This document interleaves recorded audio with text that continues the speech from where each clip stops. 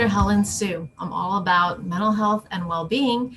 And this week, I'm actually recording in Taiwan Quarantine. So some of you may have heard that to travel to many countries now requires a very strict 2-week quarantine, which is where I'm at. And I thought it'd be a good chance to respond to some questions I've received about how does quarantine work? And also, how do you actually stay emotionally healthy and have fun? Maybe even use quarantine as an opportunity for personal growth. Now, coming to Taiwan in particular, right now, it's November of 2020. And still, for many months now, the only way to come is if you are a citizen of Taiwan or you have a student or a work visa. So you have a reason to come. So getting ready to come. Now you can do the form online. That only came to be the last few months, where you can put in things like, have you had a COVID test, which is as of December going to be required. COVID test negative 3 days before you travel. And you can put information like, where are you staying? What's your local phone number? Do you have family or business in Taiwan number? All that info. Do you have symptoms? You could fill that all in advance. It'll save you time at the airport. It's now required. All done. When you're actually traveling, I know that some people have some travel anxiety now. Rightly so. You want to be really careful and you shouldn't travel unnecessarily. In my case, I have family members, including very elderly ones I haven't seen in a while, which is why I chose to come.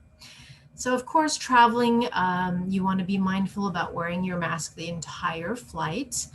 Changing out a mask might be recommended because it can get kind of like stuffy in your mask after a couple hours. And the flight here is 13 to 14 hours. So bring extras and you can change them out. Of course, just a regular medical mask, paper mask will work, or an N95 if you have it.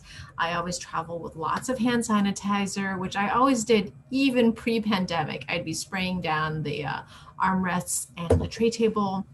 And also Theratears, or some kind of eye drops I recommend because it gets really dry.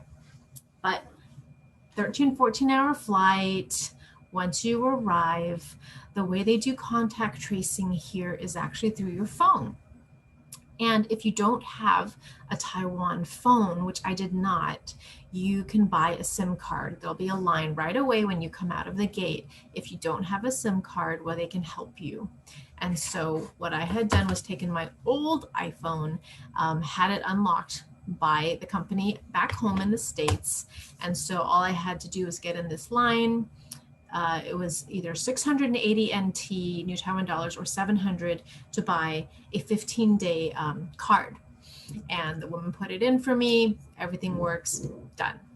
So, and by the way, 680 or 700 NT is less than 30. It's like 20 bucks US. So it's not much at all. And you show the person your health form, got your SIM card, you're on your way. You take a special taxi that your quarantine hotel can arrange for you, where they clean it between each person. And it's only you. You do not take public transport because you don't want to expose anybody. And it drops you straight to the official quarantine hotel, which you can look at the official government list of quarantine hotels in different main cities in Taiwan and pick one. And I chose one purposely because it's across the street from Da'an Park. So Da'an Forest Park is a beautiful, I believe, 64-acre green park. And so having that as a view and seeing people out jogging every day of quarantine has been a real serenity saver. It's a pleasure. Once you're in quarantine, that's it. No leaving the room for 14 days. All the meals are delivered to the door. If the meals don't suit you, you may or may not have a lot of choice at the hotel you're at. They do accommodate vegetarians, but they don't generally have things for, like, if you need gluten-free options or what have you. You can also research Uber Eats and Food Panda for delivery. I get espresso delivered because I don't like hotel instant coffee. So those are your options, but you're here. And twice a day, somebody from the Health Command Center will phone you and ask you, how are you feeling today? And you'll get a text once a day asking how you're feeling. And that's about it for checking in.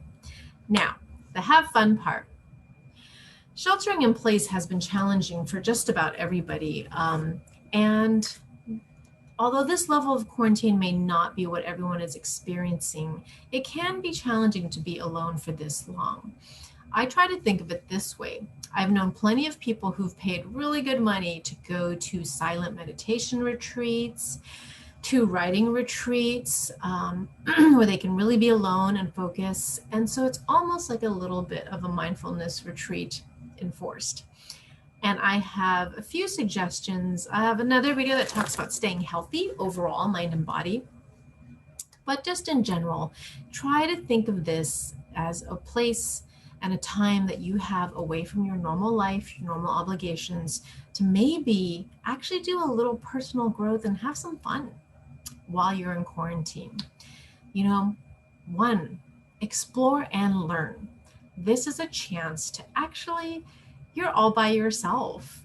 You can practice and explore whatever goofy, derpy thing is not in your usual routine. I've been sitting here, in all honesty, doing karaoke on YouTube by myself, doing a Thriller, Michael Jackson dance tutorial, K-pop dance tutorial. Entertain yourself, learn some things, have some fun. I've been listening to language videos.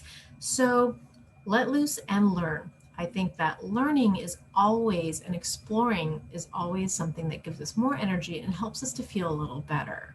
Growth always comes when we push our comfort level. And so why not take some time to do that here while you have time and you're by yourself? Next, please take some time to self-reflect. Don't fill up all this quarantine time by mindlessly binging shows and things. Yes, you should enjoy some downtime and fun things. I've been reading things I don't usually read. I've watched some things I don't usually watch. But also, I've brought a journal. This is a great time to journal and really reflect on all the things that we've been through this year that have been so frustrating and disappointing and challenging, and making sense of it and making plans maybe for next year. There's data about how beneficial journaling is for emotional mood, as well as integrating our experiences. So whether you journal on paper like I do as a relic, or you use your phone and just jot some notes, take this time to self-reflect. Take this time to meditate a little bit. Just a little bit per day adds up. Or maybe this is a time to mix the first two things, exploring and learning something and self-reflect. This might be the perfect time to try out that mental health or well-being app for meditation, for reframing the way you think. This is the time to use those apps and, again, add up those minutes of self-reflection and work on yourself the same way that other people might be adding up steps on their Fitbit. It's a different kind of fitness. You could use that time here. Connect with others is the third thing to make sure you make a little time for. That call home, that Zoom happy hour. One of the tiny silver linings of shelter in place or quarantine is having had some time to catch up with, like, a cousin that I haven't seen in years, or a childhood friend that we haven't had a chance to talk much because they were so busy raising their kids and I was so busy traveling for work. And now we're kind of in a place where, with FaceTime or Zoom or any of these things, or Line, we can catch up a little. So connect with others, use that time. And the last thing, I hope you take a little bit of quarantine time to actually pamper yourself and care for yourself. I've had friends tell me that they came to quarantine, they brought face masks and teeth whitening strips and hair conditioning treatments, whatever it is, a foam roller for their back, it's a self-massage. Be good to yourself. I hope that between self-reflection and actually taking this time to really be in your body, get movement going, take care of yourself, that you might actually come out of quarantine a little healthier, a little more grounded. So set up a good environment for yourself. Physically, if you can bring or travel with a yoga mat or some exercise tool. I know a lot of people travel with, like, workout elastics, resistance bands, because they're super easy to just toss in your luggage. People travel with scented candles to create a nice soothing space for themselves. I thought maybe I shouldn't light things on fire in my hotel room, so I brought lemon and spearmint room spray to create a nice place. You don't have to go to a fancy spa. You can kind of create a little space in the hotel room that you've got. And I hope you make the best of it. That quarantine is about staying healthy, take your temperature twice a day, and keeping other people healthy, and then going on and going forth and enjoying your life, enjoying your health. Take advantage of this time to really, hopefully, build up or learn some new skills for taking good care of your health. Be well, everybody. See you outside quarantine.